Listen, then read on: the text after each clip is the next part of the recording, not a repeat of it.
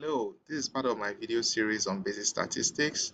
This video should enhance your application of statistical knowledge or preparation for statistical exam.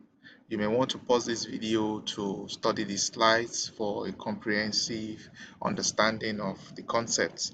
Today we'll be discussing design and analysis of sampling. An example would help us to understand this, so let's dive right into it.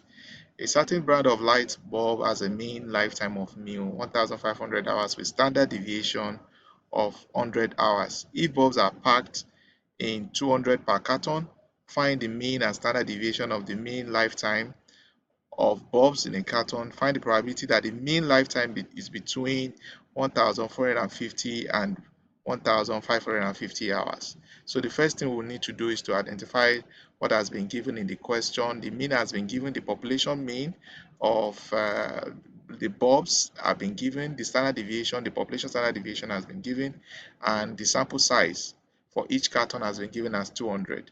So the sample distribution of the sample mean is normally distributed where our mu of mean is a mean of the sample distribution and the sigma of mean is the standard error. So by central limit theorem, CLT, the accepted value of the sample mean is equivalent to the population mean, and the population standard deviation of the mean is equivalent to the population standard deviation divided by the square root of the sample size. So if we then compute these values, we'll see that our mean of the sample mean will be 1,500 per hour and 1,500 hours, and the standard deviation of the mean of the sample mean will be 100 over the square root of 200, which is equivalent to 7.07.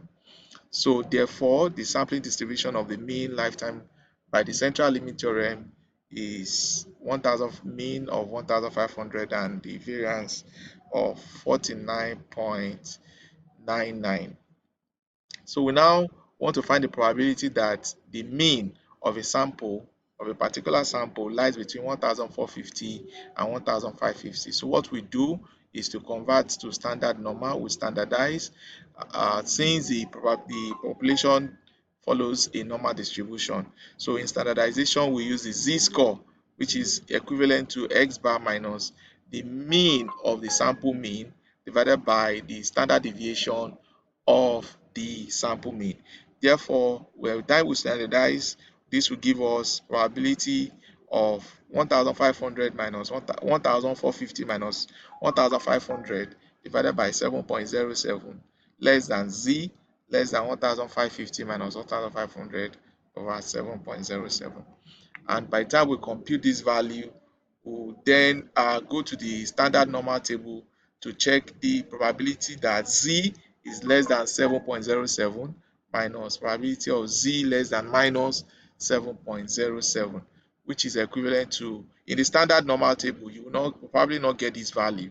We know that any value that is greater than 3.5 will be equivalent to 1, and any value that is less than minus 3.5 will be equals to 0. So therefore, our probability will therefore be equal to 1 minus 0, which is equal to 1. So we have 100% probability that given the mean of a particular sample will lie between 1,450 and 1,550. So in summary, individual bulbs vary considerably with sigma of 100 hours. However, the average lifetime of 200 bulb is much more stable, and with the standard deviation of the mean of the sample between 7.07 hours. And according to the central limit theorems, this is reduced.